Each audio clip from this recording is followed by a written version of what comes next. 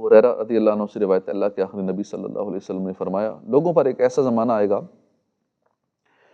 کہ آدمی اس بات کی کوئی پرواہ نہیں کرے گا کہ مال حرام کے ذریعے آ رہا ہے یا حلال کے ذریعے آ رہا ہے۔ مفتی احمد یار خان نعیمی اس حدیث پاک کی شرح میں فرماتے ہیں، یعنی آخر زمانے میں لوگ دین سے بے پرواہ ہو جائیں گے، پیٹ کی فکر میں پھنس جائیں گے، ہر ایک کو بس یہی ٹینشن ہوگی، بس مال آئے، کچھ پیٹ کی فکر میں ہر طرح پھنس جائیں گے، آمدنی بڑھانے، مال جمع کرنے کی فکر کریں گے، ہر حرام اور حلال لینے پر دلیر ہو جائیں گے، جیسا کہ آج کل عام ہے۔ یہ دور واقعی آ چکا ہے، آج کل حلال حرام کی پرواہ کہاں رہ گئی ہے، سودی لین دین عام ہے، رشوت عام ہے، ناپ تول میں کمی کی جاتی ہے، جو ملازم ہیں، نوکری پیشہ ہیں، وہ پوری ایمانداری کے ساتھ کام کریں، یہ بھی بہت کم رہ گیا، جھوٹ بول کر، جھوٹی قسمیں کھا کر سودا بیچا جاتا ہے، اور اس پہ بڑی دلیری سے کہتے ہیں نا، میاں سچ کا زمانہ نہیں ہے، جھوٹ کے بغیر کام نہیں چلتا، ماحول ہی ایسا ہے، مارکیٹ میں بیٹھے ہیں، لا حول ولا قوت الا باللہ، جھوٹا جس پر اللہ پاک کی لعنت برستی ہے،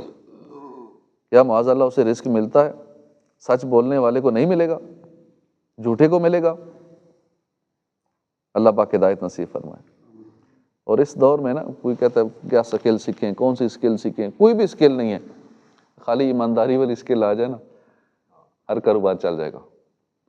کوئی کاروباری بندہ، اس کا کوئی تجربہ نہیں ہے، کچھ بھی نہیں ہے، وہ اپنے اخلاق ٹھیک کر لے، ایماندار ہو جائے نا، سچ بولے، وہ چھا جائے گا اس مارکیٹ کے اندر، اس سے بڑا تاجر کوئی نہیں ہوگا۔ ہر بندہ کہے گا یار یہ بندہ ٹھیک ہے، اس کا ایسا وہ ساکھ بن جائے گی مارکیٹ کے اندر کہ ہر ایک اس پہ اعتماد کرے گا، کسٹمر بھی کرے گا، اور اس کو مال سپلائی کرنے والا اس کا وینڈر بھی اس پہ اعتماد کرے گا کہ یار بندہ ٹھیک ہے، اس کو کروڑوں کا مال دے دو کہ واپس کر دے گا، کسٹمر بھی اس سے لے گا کہ یار بندہ سچا ہے، بندہ ایماندار ہے۔ تو یہ اسکل آ جائے تو بندہ ہر جگہ کامیاب ہے۔ جھوٹا بندہ وقتی طور پہ تو مال بیچ لے گا، لیکن اس مال میں برکت نہیں رہے گی۔ حلال کھانا انتہائی ضروری ہے، یہ بات یاد رکھ لیجئے کہ بندے کے دین کی بنیاد حلال لقمے پر ہے، جس کا کھانا حلال ہو اسی کی دعائیں قبول ہوتی ہیں۔ عبادت میں لذت بھی اسی کو آتی ہے جو حلال کھاتا ہے، کیونکہ جو حلال نہیں کھاتا نا، اس کو عبادت میں مزہ ہی نہیں آتا۔ نمازیں پڑھے گا بھی، مسجد آئے گا زبردستی آتا ہے، وہ بھی شاید کبھی پڑھے کبھی نہ پڑھے، کبھی چھوڑ دے، اسے مزہ ہی نہیں آ رہا ہے عبادت میں، مزہ ہی نہیں آئے گا تو پڑھے گا ہی نہیں، مزہ ہی نہیں آئے گا وہ نیک کام کرے گا ہی نہیں، مزہ ہی نہیں آئے گا وہ درس و بیان میں بیٹھے گا ہی نہیں، دل ہی نہیں لگ رہا، دل نہیں کر رہا۔ لیکن جس کو مزہ آ جائے وہ کہتا ہے میں یہ کام چھوڑوں گا ہی نہیں کبھی، وہ مزہ آ رہا ہوتا ہے، اس کے انجوائے کر رہا ہوتا ہے ان چیزوں کو، عبادت کو انجوائے کرتا ہے وہ۔ تو حرام لقمے سے بھی عبادت کی لذت ختم ہو جاتی ہے، سجدوں میں لذت نہیں ملتی، نمازوں میں لذت نہیں ملتی، تلاوت کر رہا ہے، اللہ کا ذکر کر رہا ہے، اسے مزہ نہیں آ رہا۔ وجہ ہوتی ہے کہ لقمہ حرام شامل ہوتا ہے اس کے کمائی کے اندر۔ نیکیوں کی توفیق بھی ملتی ہے حلال کھانے سے، پھر دل میں نور بھی آ جاتا ہے حلال کھانے سے، اور مال میں برکت بھی نصیب ہو جاتی ہے حلال سے۔ ملا جیون رحمۃ اللہ علیہ یہ ہند کے بڑے عالم تھے، مغلیہ سلطنت کے بادشاہ اور اپنے زمانے کے مجدد اورنگزیب عالمگیر رحمۃ اللہ علیہ کے استاد تھے۔ ملا جیون رحمۃ اللہ علیہ وقت کے بادشاہ کے استاد تھے۔ ایک مرتبہ اورنگزیب عالمگیر نے اپنے استاد صاحب کی دعوت کی، گھر پر بلایا، بڑی عزت کے ساتھ پیش آئے۔ اب بادشاہ تو بادشاہ ہوتے ہیں، بادشاہ کے پاس دولت کی کیا کمی ہوتی ہے، اب چاہتے تو اپنے استاد صاحب کو بڑی رقم پیش کر سکتے تھے، مگر بادشاہ عالمگیر نے استاد صاحب کی خدمت میں صرف دونی پیش کی۔ اب چونی، دونی، دو آنے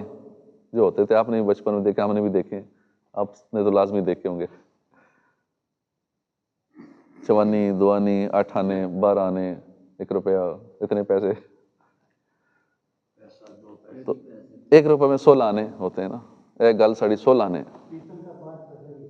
ہاں میری بات 16 آنے ہیں، تو 16 آنے، وہ 1 روپے میں 16 آنے، یوں 1 روپے کا 8واں حصہ جو ہے وہ دونی کہلاتا تھا۔ اب وقت کا بادشاہ اور دونی دے رہے، وہ بھی اپنے استاد صاحب کو۔ اب اس واقعے کو چند سال گزر گئے، اب دیکھیں اس وقت کو بادشاہ کے موجودہ حالات دیکھیں، کسی کے پاس جائے اور اگلا تحفہ پیش کرے 10 20 100 روپے 1000 روپے 5000 بھی کرے تو بڑا اگلا حیران ہوگا کہ بادشاہ ہے، صدر ہے، وزیر اعظم ہے، اور یہ صرف مجھے اتنے دے رہے، بڑی حیرت کی بات ہے، کیونکہ وہ دیتا ہے پھر اپنے حساب سے، غریب آدمی تحفہ دیتا ہے اپنے حساب سے، اگلا دیتا ہے پھر اپنے شان کے مطابق۔ تو وقت گزر گیا، بادشاہ سلامت اپنے حکومتی کاموں میں مصروف ہو گئے۔ ملا جیون رحمۃ اللہ علیہ یہ مدرسے میں پڑھاتے رہے۔ 12-14 سال کے بعد بادشاہ عالمگیر کو خبر ملی کہ ان کے استاد محترم بہت امیر و کبیر ہو گئے۔ اب کہاں وہ چھوٹا سا گھر ہوتا تھا، اب گھر بھی بڑا خرید لیا ملا جیون رحمۃ اللہ علیہ کہ ہاں مال و دولت کی ریل پیل ہو گئی۔ یہ سن کر بادشاہ کو بڑی حیرانی ہوئی، بھائی یہ کیا معاملہ، میرے استاد صاحب اتنے امیر ہو گئے۔ خیر چند سال کے بعد دوبارہ ملاقات ہوئی تو استاد محترم ملا جیون رحمۃ اللہ علیہ نے خود ہی کہا، اورنگزیب تم نے جو دونی دی تھی اس میں بڑی برکت ہوئی ہے، اس کو میں نے کاروبار میں لگایا دونی کو، اور دیکھتے ہی دیکھتے میں امیر و کبیر ہو گیا۔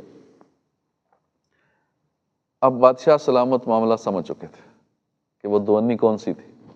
کیونکہ اس نے خود دی تھی وہ دونی۔ عرض کیا استاد محترم وہ دونی کیسی دی، آج پھر اس کا بھی راز بتا دوں؟ فرمایا ضرور بتاؤ۔ بادشاہ سلامت نے ایک سپاہی کو بھیجا، کہا فلاں محلے میں جو بنیا ہے، یعنی جو غلے کا تاجر رہتا ہے، اسے کہو اپنا فلاں سال کا کھاتا لے کر میرے پاس آ جائے۔ اب غلے کا جو تاجر تھا حاضر ہوا، بادشاہ کا حکم ہوا، کھاتا کھول کر اس نے پڑھنا شروع کیا۔ اس نے پڑھنا شروع کیا کہ اتنی رقم فلاں کو دی، اتنی رقم فلاں سے لی، وہ پڑھتا گیا، اکاؤنٹ کا حساب کتاب ہوتا گیا۔ بادشاہ سلامت اور ملا جیون توجہ سے سنتے گئے۔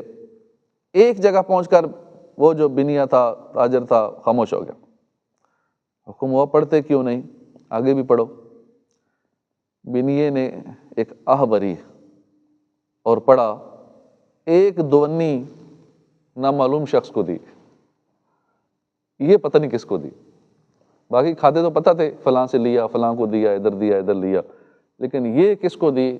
نامعلوم شخص، پتہ ہی نہیں اس کو۔ بادشاہ نے پوچھا یہ نامعلوم شخص کون ہے؟ بنی نے کہا بادشاہ سلامت یہ ایک رات کا واقعہ ہے، میں اپنے گھر پر تھا، بارش ہو رہی تھی، اس دوران میرے گھر کی چھت ٹپکنے لگی، اب رات کا وقت تھا، بارش کا موسم تھا، مستری مزدور کہاں سے ملتے اس وقت، بہرحال میں باہر نکلا، مجھے ایک شخص مل گیا، میں سمجھا کوئی مزدور ہوگا، میں نے کہا بھائی میری چھت مرمت کر دو، میرے ساتھ وہ آیا، ساری رات کام کرتا رہا، اس نے بڑا اچھا کام کیا، تو ابھی فارغ ہی ہوا تھا کہ فجر کی اذان ہو گئی، میں نے اس کا شکریہ ادا کیا، تو اس وقت میرے پاس یہ ایک دونی ہی تھی، میں نے اسے دیتے ہوئے کہا کہ ابھی یہ لے لو، باقی رقم صبح دکان پر آ کر لے جانا۔ وہ بھلا شخص تھا، بولا مجھے یہ دونی کافی ہے، میں صبح نہیں آ سکوں گا دکان پہ، مزید پیسے نہیں چاہیے، یہی کافی ہے میری مزدوری۔ اس شخص نے بہت اچھا کام کیا تھا، اور جس مشکل وقت میں میرے کام آیا تھا اس کی اجرت بہت بنتی تھی، مگر وہ ایک دونی ہی لے کر چلا گیا۔ میں آج تک اس بندے کو ڈھونڈ رہا ہوں کہ وہ مزدور کدھر ہے، مجھے دوبارہ نظر نہیں آیا کہ میں اس کی خدمت کروں، مگر نہ جانے وہ کون تھا، زندگی میں دوبارہ نہیں ملا۔ یہ واقعہ سن کر بادشاہ سلامت نے اس بنیے کو واپس بھیج دیا، پھر استاد محترم کی طرف رخ کر کے عرض کیا علی جا، وہ شخص جس نے رات کے وقت اس بنیے کی گھر مزدوری کی وہ میں ہی تھا۔ وقت کا بادشاہ عوام کے گھر میں مزدوری کر رہے، اور اس مزدوری کی اس نے جو 2 آنے ملے وہ لی، وہ ایک دونی میرے ہاتھوں کی محنت سے کمائی ہوئی 100% حلال کی تھی، اس لیے میں نے وہی دونی آپ کو پیش کی کہ مجھے کنفرم تھا کہ یہ ٹوٹل حلال ہے دونی، تو اس لیے اتنی برکت اس میں تھی۔ تو یہ ہے حلال کی برکت۔ لوگ کہتے ہیں نا جھوٹ کے بغیر گزارا نہیں ہوتا، دکان نہیں چلتی، یہ بظاہر پیسے تو زیادہ کما لیتے ہیں مگر پوری نہیں پڑتی۔ جھوٹ کے ذریعے کمائی ہوئی رقم کبھی بیماریوں میں لگ جاتی ہے، کبھی فضولیات میں اڑتی ہے، لہٰذا حلال کمائیے، حرام سے دور رہیے۔ حلال ذریعے سے اگرچہ پیسہ کم آئے گا نا، مگر اس کم پیسے میں برکت ہوگی، اور حرام کا لاکھوں آ جائے گا۔ کتنے یہاں ملتے ہیں جی، دعا کریں جی، وہ ڈیلی کا 8-10 لاکھ آتا ہے، فلاں کاروبار ہے تو پورا نہیں پڑ رہا، کرایہ نہیں پورا پڑ رہا، ڈیلی کا 8-10 لاکھ آ رہا ہے، پوری نہیں پڑ رہی، حالات بڑے خراب ہیں، مطلب ایسے ایسے لوگ ہیں 8-10 لاکھ دن کے کمانے والے، وہ ہمارے انہوں نے دینے ہیں پیسے، ایسے ایسے بھی ہیں، برکت نہیں ہے۔ اور جو گزارا کرنے والے 40-50 ہزار پہ اچھا کر لیتے ہیں، نہ کرنے والا لاکھوں آتے رہے، پتہ نہیں لگتا گیا کدھر ہے، اور ٹینشنیں، پریشانیاں اور قرضے چڑھے ہوئے ہیں، پوری نہیں پڑ رہی۔ تو رزق حلال تھوڑا ہوگا، اس میں برکت ہوگی۔ اللہ توفیق عطا فرمائے، آمین بجاہ النبی الامین صلی اللہ علیہ وسلم۔